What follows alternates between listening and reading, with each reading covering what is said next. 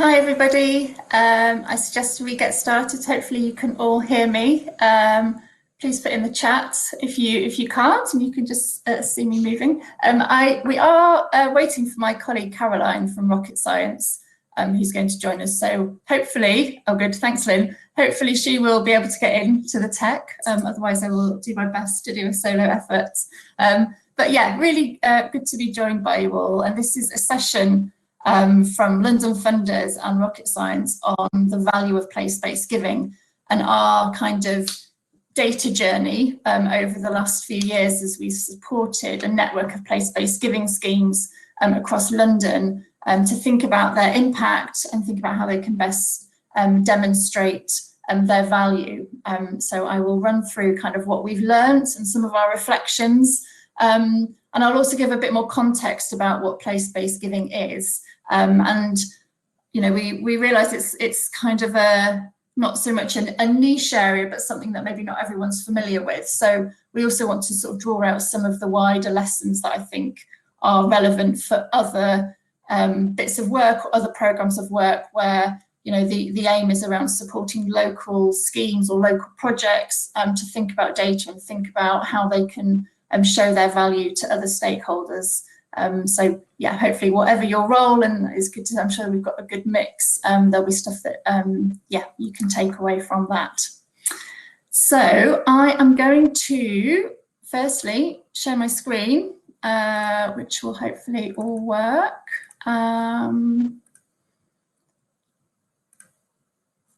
Okay,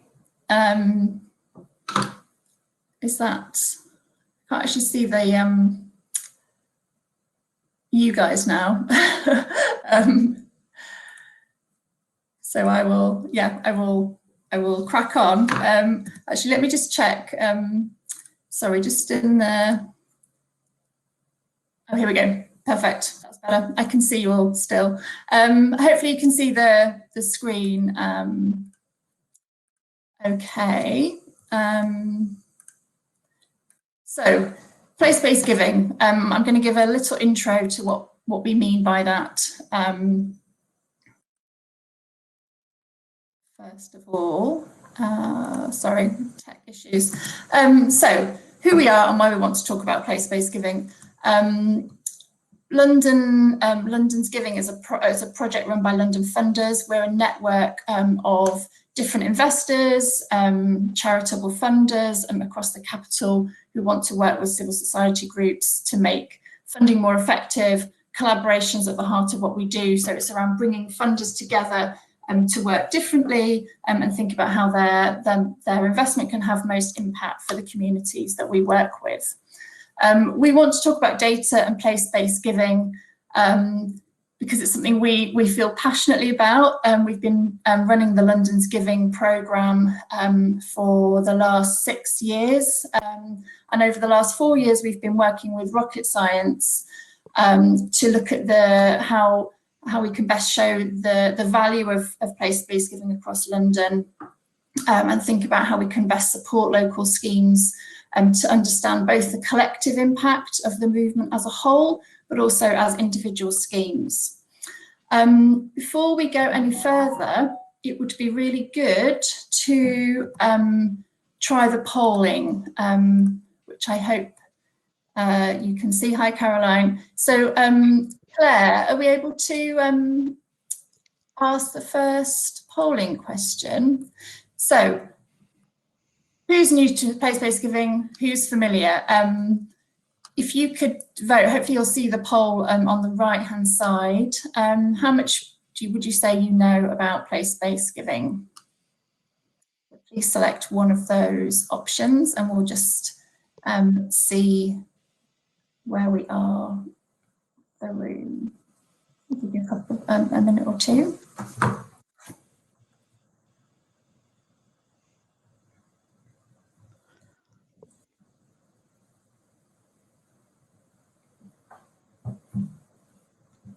Okay. Sophie, are you able to share the polls, or Claire? I think we have to do it to see what the polls look like. Okay.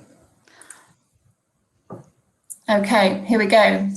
I'm new to the term. Okay, so you might, I don't know if you can see the results. They're just still coming in. I'll give you 1 more minute. Okay, so about a third of you, it's a new term, it's a new concept, so that's good. We can tell you a bit more about it. Another third have got some knowledge about place-based giving, and yeah, a handful, good knowledge of it, and a couple of experts, so that's good. Maybe that's Caroline, hopefully. Oh. So yeah, good to see a good range of people and what you know about place-based giving so far. So hopefully you've all managed to find the poll. There's a second question we also wanted to ask you now. So if you scroll down, you should see the second question, which is, what do you most associate with the term place-based giving? So we'll come on to describe it a bit more in a moment, but if you were to select one of those options, what kind of most comes to mind when you think about place-based giving? I'll give you a couple of seconds.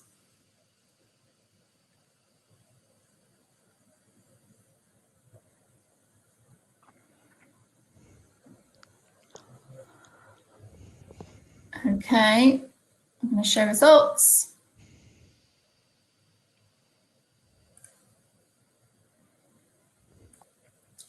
So hopefully you can all see those as well. So we've got, yeah, a few selections around local fundraising, a way of funders working collaboratively together in a local place. Less so around volunteering and business involvement, that's interesting. Alignment of funding, community-led grant making. Brilliant, that's really helpful for us to see. And I guess the answer is all of these things are related to place-based giving. As we'll explain, it's a very diverse set of schemes. It's a diverse concept and they all look slightly differently. And across London, certainly, they've focused their efforts or their resources on different aspects from that list.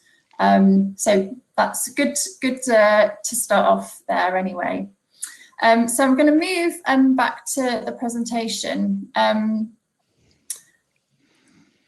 So very quickly, just in terms of, so we're all kind of on the same page, what is place-based giving? As we've talked about, it's around the concept that everybody has something to give. So that's the kind of premise. It's about thinking within a community, what are the assets that there are? That might be time, it might be resources, it might be money, but it's also about the connections that there are and the local knowledge. And place-based giving really tries to bring all of those things together through a very collaborative way of working.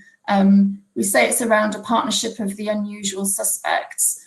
So that, you know, has, and I think in all schemes, you know, a funder is key to that, but it's also thinking about local authority partners and community groups, grassroots organisations and businesses as well. So again, another sort of key partner has been how to involve business and the corporate sector in that partnership. Thinking collectively, how can we best mobilise the different assets that we've got and work differently together so that we can maximise the benefit and impact of those for the local community. We've been, as I said, delivering the London's Giving programme at London Funders for a number of years now, and I think some of the kind of core learning that we've come to is it's not but how you do it. So it's that way of working, particular but we do have 5 core that underpin the movement. And that notion that everyone needs to give is built around a very shared and needs, not the needs of very kind of the community. So local people encourage making, so devolving some of that power locally and thinking how can we best collaborating with different partners and those unusual which I mentioned, and crucially, independence from any one stake. Although they're often kind of led by a core group of organisations, that kind of collaborative ethos.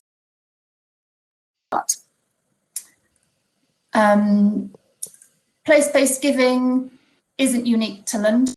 There are place-based giving schemes across other bits of the country.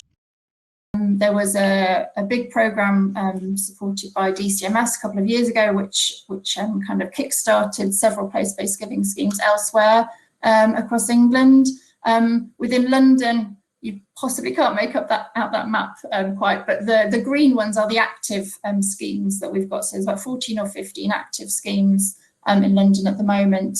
Some which are we're supporting to develop, and other boroughs where they're not yet happening. But London Funders, we're sort of very keen to support the movement of these schemes because they do bring something kind of unique to a place, which we'll talk about in terms of the implications of that for data collection. So kind of moving on to the data bit and demonstrating value. So I suppose our aims for working with rocket science, as we have done over the years, is to try and look at how we can best understand the collective impact and potential of place-based giving across London. Secondly, it's key for us that we look at the impact of that beyond grant making. So all of the local schemes that exist deliver grant making as part of their function. They will raise money from the public, from businesses, from other charities, and often it's a kind of small grant programs designed to reach grassroots organisations in the local borough. But we also want to move beyond that in terms of capturing value.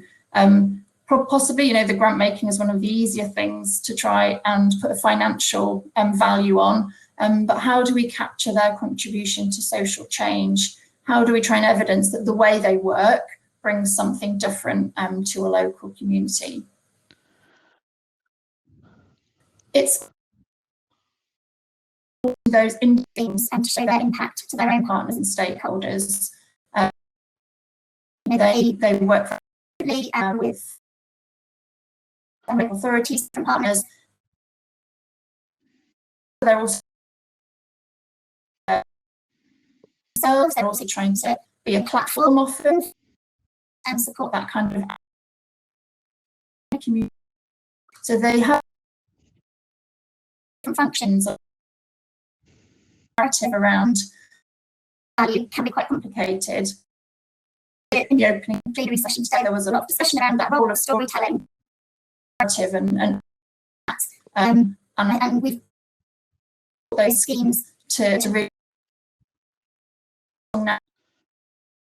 local community what they in terms of achieving. So all of that sounds great, but it's all been done in a constant because of notwithstanding pandemics, but it's all about the different context, different boroughs. It's a diverse network. Some have been for 10 years, what the sort of place-based giving. Many of the other schemes in London, they're well established and have been in their own scope and remit last few years. So for us, as this impact and evidence work, it's a challenging backdrop to capture all of those differences. So with that in mind, I'm going to see if Caroline wants to come in to talk a bit more about the data and what we found. Thanks, Helen. Hopefully you can hear me. So I thought it might be helpful just to go through some of the sort of methodological challenges that we had with this right from the word go. So Helen sort of alluded to the sort of diverse nature of schemes and where they are and what they have. And I think we can talk a bit bit later in the slide deck about how we've tried to segment schemes based on their sort of assets and strengths. I think the other thing that's really important to recognise is that schemes are at very different stages in their development. So whereas we've got the schemes that have been here for a longer period of time, such as Islington Giving, and one could say sort of Camden Giving and Kensington and Chelsea,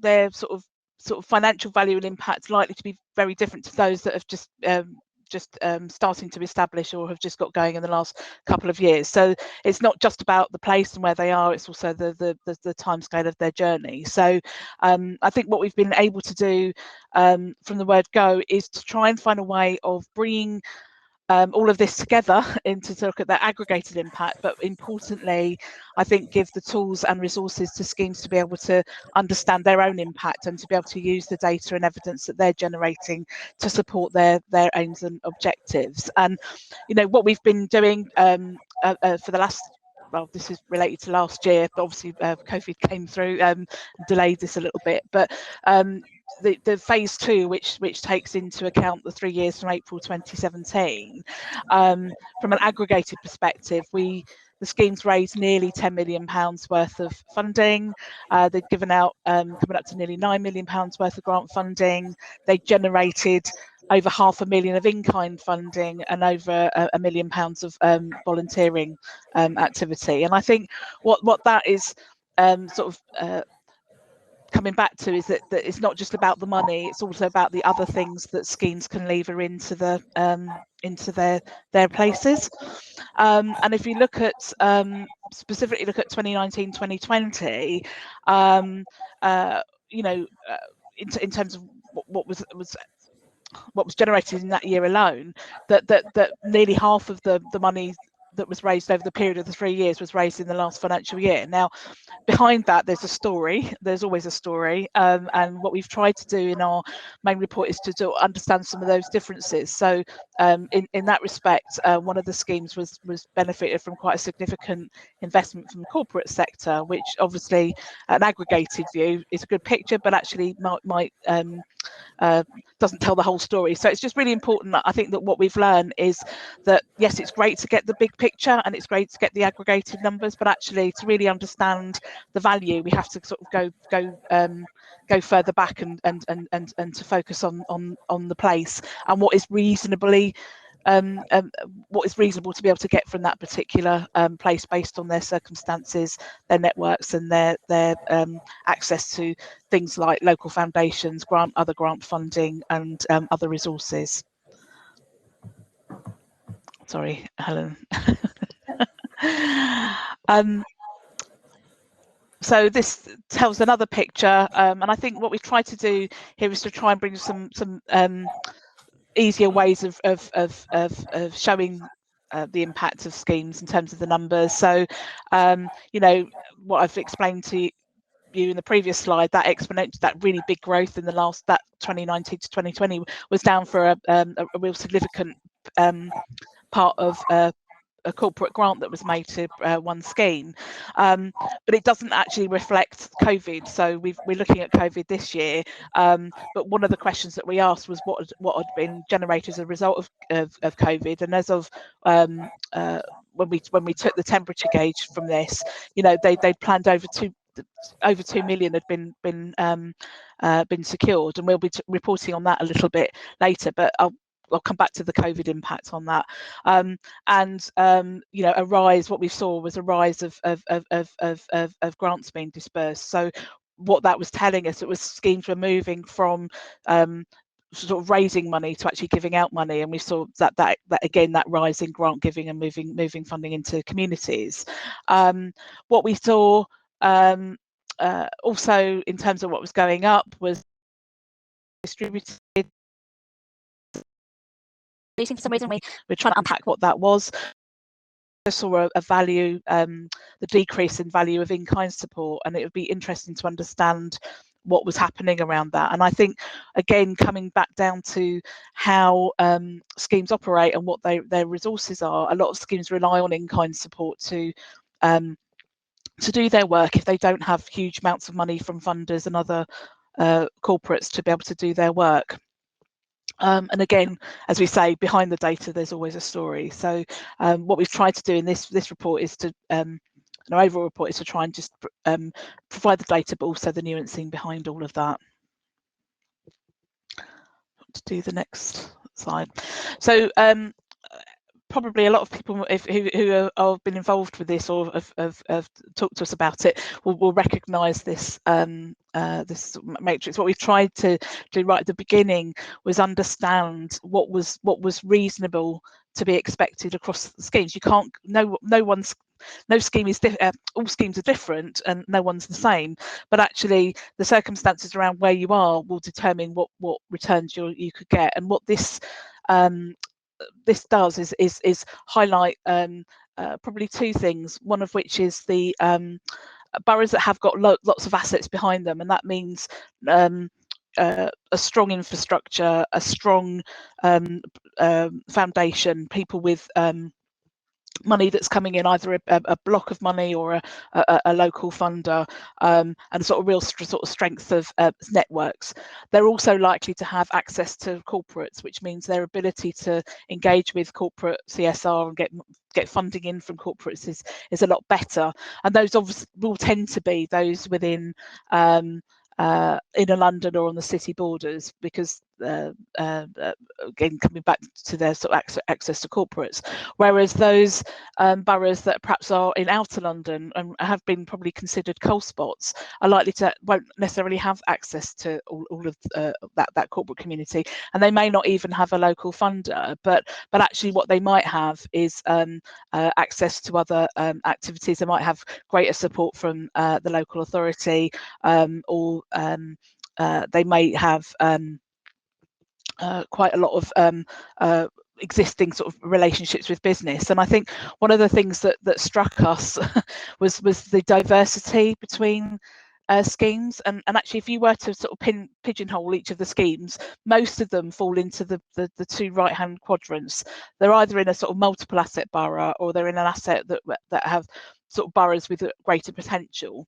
There's a few sort of within the left-hand quadrants, but the majority are in the two right-hand quadrants, which I think sort of indicates that there's definitely some sort of correlation there between supporting and accessing business. And I think it was really interesting going back to the poll that didn't come across very strongly in terms of what it is. And I think if you look at all of the successful schemes and how they've evolved, their connection with and to and for and aligning with business is really, really strong in terms of sort of maximising sort of the resources. So I think that's some interesting learning. But what we've tried to do is to try and segment the findings based on if you're a multiple asset borough or if you're a borough with greater potential. And I think as more and more schemes come on board and we get a bit more refined about that, we'll be able to sort of look at those things.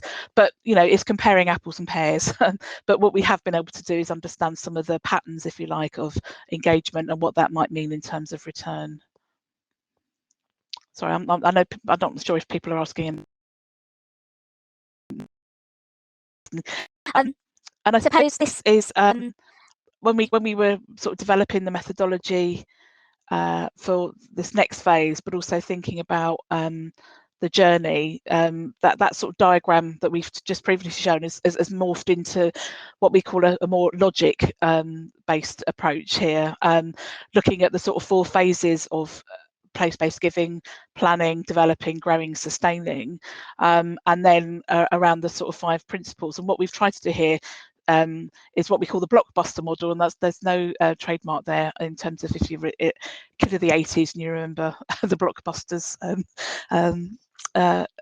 kid show. But what we've tried to do here is actually say that at different points of the phases you can expect different things coming out in terms of impact from schemes. So you know, if you're in the planning stage, you've really got to understand, you know, what's happening locally and really what the needs are.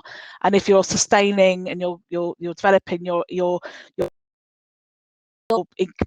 recognising that everyone has something to give, we're looking at participatory grant making and devolving some of that grant making power.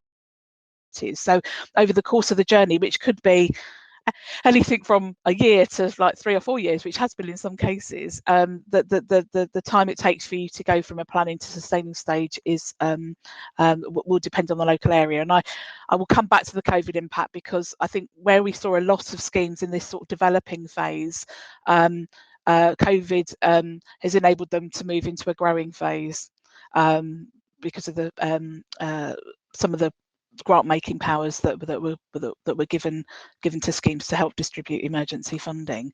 But what this logic model helps to do is just to understand that each scheme is on a pathway. So when you start to try and aggregate all this, you can see the complexity of it all.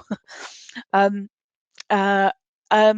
measuring the value of partnerships. So one of the things that we've tried to do is both look at qualitative feedback and case studies, as well as sort of levels of engagement. And I think one of the things that's been really interesting is this perception that you would only work with large businesses. Actually, if you look at micro businesses, which actually makes up the majority of our business community, certainly in the outer London boroughs, the engagement with micro businesses is really high. And interesting that, you know, people think, oh, actually, is it worth actually talking to micro businesses? Well, actually, it is, and certainly those schemes in the outer London boroughs are sort of focusing on those sort of assets and their local SMEs to sort of draw on support. And I would say that that is probably true for all of the ones that are in the boroughs with potential, that lower right hand quadrant. You also see that. Sorry, Helen. I think you'll also see that the relationships between sort of community organisations is strong, and their work with sort of public funders. But you know, this view that there's all these high net worth individuals sitting around in their local communities wanting to give money. I mean, I'm sure there are some of them, but there is there has been a focus on trying to sort of capitalise on that. And I suppose where you are in a scheme will depend on how you want to approach your local area. And I think if you look at this if you compared this between the boroughs with potential and the boroughs with greater assets, you'll see some real differences in terms of how that engagement has happened. And I suppose what that also means is that generally those boroughs that are outer London or in those sort of colder spots are probably have less resource and access to resources than that you would do if you're in London. So what that's telling us is that schemes have to work, not saying that they're working harder, but they have to work differently with the resources that they do actually have at their disposal. So I think one of the things that we picked from last time was that money attracts money, and that I think the reason for that is because there's something about trust and trusted relationships, and we think that what's happened with COVID is that for those areas that weren't making grants to where they are now making grants, that leap of faith that's happened within local partners has built sort of trusted relationships. So we feel that this time next year, when we start to look at the results of COVID and the year following, we'll start to see some real differences in terms of that profile. So at the moment it's work in progress, but we can see that there is likely to be some opportunity for change.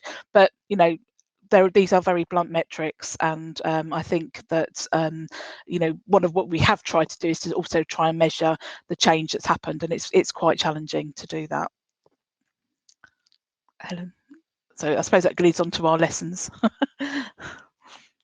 Thanks, Caroline. I was going to sort of start off and then hand back to you, because Caroline has been working on this programme for about 4 years now, so has seen that change that we've seen within schemes, and on our approach in terms of the data collection, how we've had to adapt that.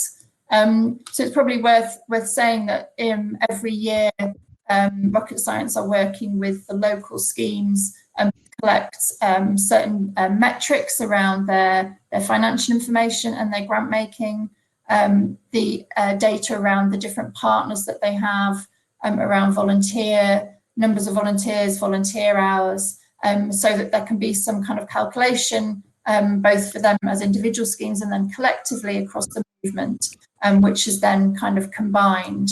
I don't know if you want to say a bit more, Caroline, about that process and how it's worked, because I think, you know, our first point there, it's been complex, hasn't it? I think that reflection of working with different schemes at a local level who have very different capacity, and are working in different contexts. It's that kind of tension of having a data collection framework that's appropriate for us to use, that responds to that diversity, but we also need to be able to use metrics that are meaningful at scale. Yeah, sorry, Helen, sort of going off I was going off piece there, but yeah, I think the issue, I think, has been right from the word go. We thought about capacity. What are the things that we need to measure? And I think one of the challenges is that when we started off this, there's a whole, it's really important that schemes have the numbers so that they can attract the funders and the people to take part, because unless you've got a head of steam, or if you've got some real tangible things to sort of share, it makes it very difficult for other organisations to buy in, because they're very much driven by numbers. And that's one of the challenges, I think, around our data strategies. So how do we move beyond the numbers, and how do we focus on change? But that might be another question. So what we had to do is consider what is feasible. So what we have in our data collection is a very free way of organising the data, although it is very, very structured. What we've tried to say is, if you can provide the data, provide the data. If you can't provide the data, don't provide the data. And what that means is that there's core data that people can provide. Often that's about the money they generated, that's about the money that they've given, and probably who they've given it to. Where they've got greater capacity, they're able to probably describe what the numbers of hours or the volunteers that they've been able to create as a result. But what we had to do is work out a way of setting some proxies for how we would measure that. If a scheme said, well, we've created X amount of volunteers, we've had to sort of make some assumptions based on that, which are defensible, and we've used sort of different frameworks to measure that. And I would say that what it does is it underestimates what the volunteering capacity is. So I think any of the figures that you've got around in-kind resources or volunteering is underestimated, because people don't collect that information naturally in a way that you can aggregate it. So what we've said is that if you can't provide the numbers of hours, give us the numbers of volunteers that you have created. And we've made assumptions that volunteers work for at least a 7.5-hour day over a period of a year, and valued that at living wage. So that's measuring that contribution, which is a very traditional way of measuring, a common way of measuring the volunteering contribution. So what we've had to be really aware of is capacity. Some of these schemes only have people working half time, 3 or 4 days a week, I suppose that inequity, if you like, in terms of resource, does determine the level and quality of data they're able to provide. Although I would say that because we've been doing this for 3 years, and the data framework that we've developed, they're now all collecting data in the same way, which makes it our job a lot easier. Yeah. I think some of the other kind of key learning points, I'm conscious of time, I'll try to be kind of brief on these, is really drilling down, I think, and reflecting on our learning as a project about what is it that we actually want to show here, which kind of goes back to the sort of subtitle we had for this presentation of whose value is it anyway.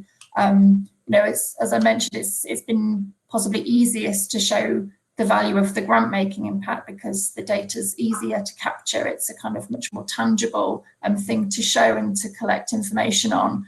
But actually, some of the real value that we see of place-based giving schemes are the less tangible things, the value of collaboration, the value of trust that's been built between communities and different stakeholders, the value of making to community groups themselves to decide where money should go.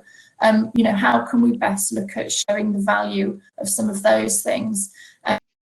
Probably just to say, that's an ongoing process, where there's a qualitative phase that Rocket Science are doing alongside the metric, which is trying to tap into talking to the trustees, to the volunteers, to the staff groups, to the communities, to try and capture some of kind of less tangible outcomes.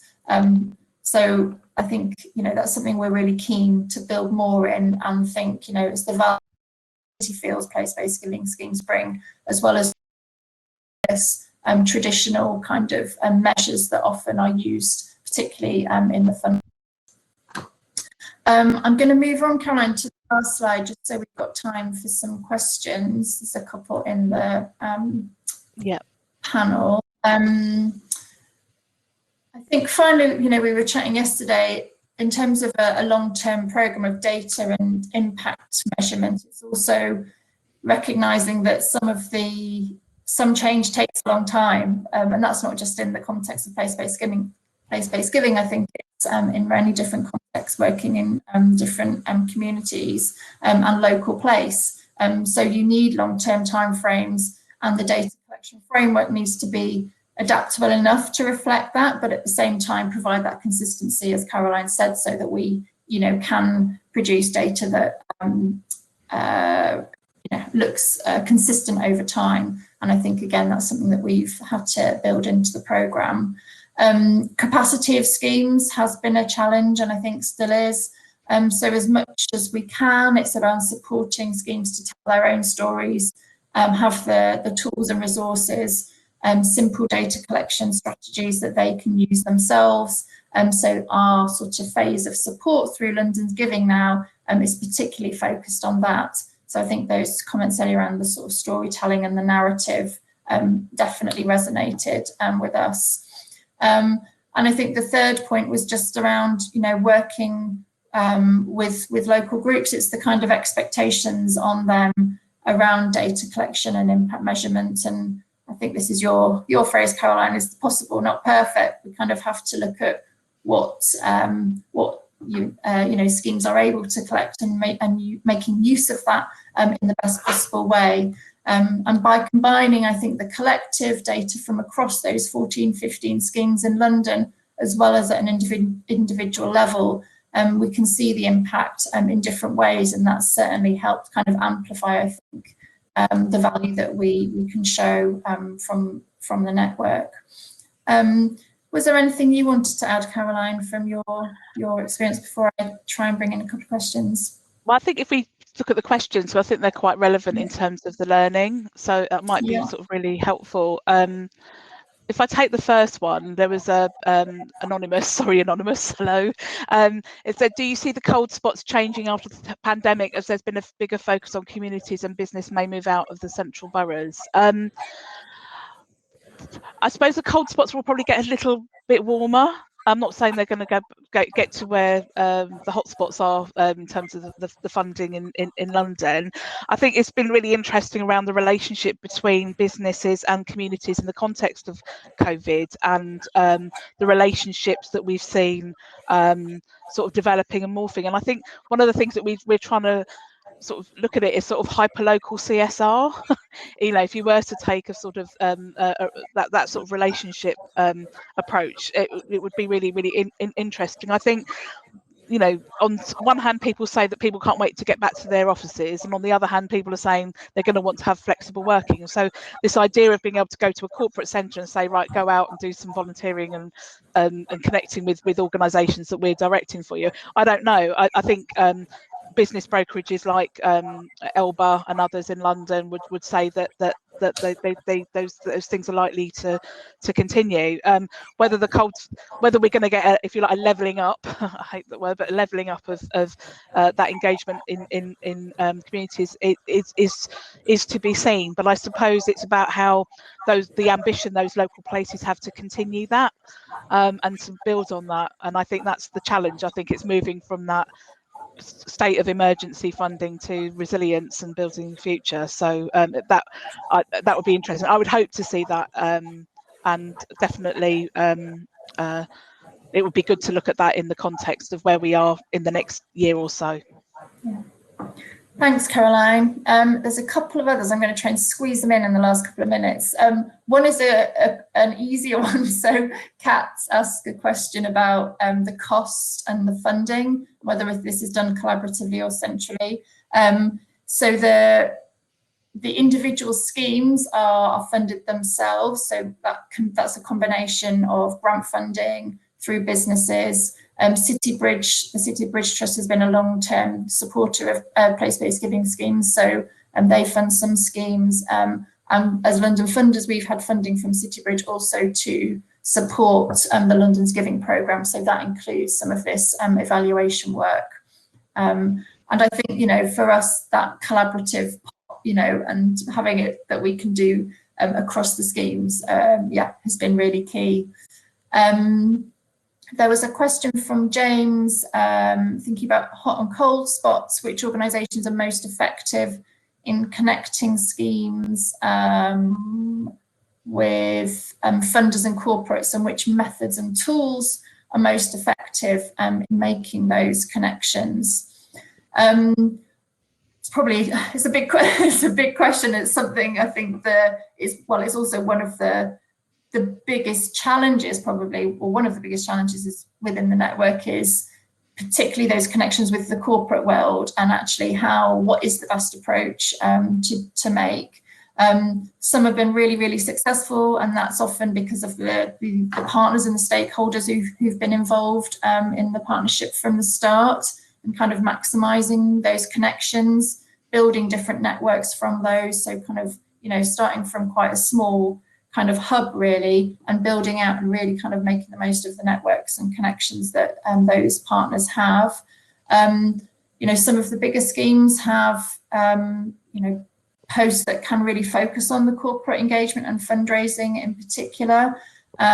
Others, as Caroline said, the resourcing is quite a lot smaller. And again, that's something we want to sort of try and support with resources and tools for schemes. I think, often it is the personal relationships there, and I think that goes back to what we see as it's a challenge with place-based giving schemes, but it's also what makes them different is the value of those connections and the relational, particularly around the funding, those relational links that, kind of give it their unique, make them stand apart from possibly kind of other organisations at that local level. Helen, whether anonymous again, do you see the schemes growing and reaching sustainability in the same time frames? No, if you looked at the pattern of where they go, and if you looked at that logic, the blockbuster model, schemes often sort of were going into developing and planning sort of simultaneously. Something would happen and then they'd move back. That might be because of changes of personnel and personality, politics, all of those kind of things happening around that. But sustainability is really interesting because I suppose what I think is that what drives that is not just about getting the money in, it's about aligning that and coordinating that, and what that comes from is a sense of trust. And I suppose it's how long does it take for trust to build between commissioners, funders and others working with their place-based scheme to reach the communities that they need to reach to. And I think that's one of the things that the data doesn't tell us at the moment, is actually what place-based giving schemes are doing is hiding the wiring between funders, and therefore they're able to reach those communities that traditional funding doesn't. And I think that's the prize as well as the alignment. So they won't grow at the same pace, and it will all come down to where they're nested and how what support they have around them. But some are still going and thriving despite not having lots of funding. So it's not just about the money, basically. There's one final question I'm going to squeeze in. I know we're 3 minutes over, but just to, because again, it's an interesting one from Catherine, which is around any examples we can share of how the local schemes have demonstrated impact that have been shared with donors. So a couple of things very quickly. We have done recently an impact report based on some of the data that Caroline's talked through today, but trying to do around sort of data visualization and using infographics to show some of those metrics in a different format. Bearing in mind, the audience for place-based giving schemes is very varied, it's very diverse. There's corporates who have, different motivations often. There's community groups, there's funders, so thinking the best way to share that impact. But I'd also say a lot of the schemes, again, it's inviting donors to come and meet the people that are benefiting from the schemes. Camden have done some really brilliant work around participatory grant making and working with community panelists who are involved in all aspects of designing funding programs and deciding where money should go within the community. And I know that their feedback has been bring those donors and local people together, and they can really see the benefit and the impact of their money and where it's gone. And speaking to the people who've been involved in those decisions has also been you know, a hugely important thing to do alongside, you know, the sort of data collection side as well. Very quickly, just in terms of our sort of final wrap up, there was one final poll, which I don't know if anyone's still here. The final poll was now after you've heard all of that, where you would see place-based giving schemes should focus their efforts around value, demonstrating their value in the future. So where do you think what would be most useful? I'll give you a second or two. And while you do that, I've put on the final slide, there's links to both the impact briefing that I just mentioned, the full metrics report, a wealth of information around place-based giving schemes on the London's Giving website. If you work in a borough that has a scheme, hopefully you're already aware of the project. If you work in a borough in London that doesn't have a scheme and you're interested in it, please get in touch with us, because we have the capacity to support the development of place-based giving and the sustainability of those that are already active. So please do get in touch, and we would love to talk to you. I'll put the link in the chat as well, just to make it easier for people to access now if they want to. So. Brilliant. Okay. So systems change. Yeah, that came up top, which I think is something that we're very keen, and local schemes is often the trickiest, but it's a thing that I think can often sort of show how place-based giving, you know, talking about that beyond the grant making role, you know, really how they can challenge and work differently with local organisations. So that is something we are looking at this year. Right, I'm conscious I've gone 7 minutes over, so apologies. Well done if you hung on a bit longer. And I hope you found that interesting. Please get in touch with us. It was a very quick rattle through sort of 6 years worth of work. So yeah, if you've got any other questions, please get in touch with Caroline or myself.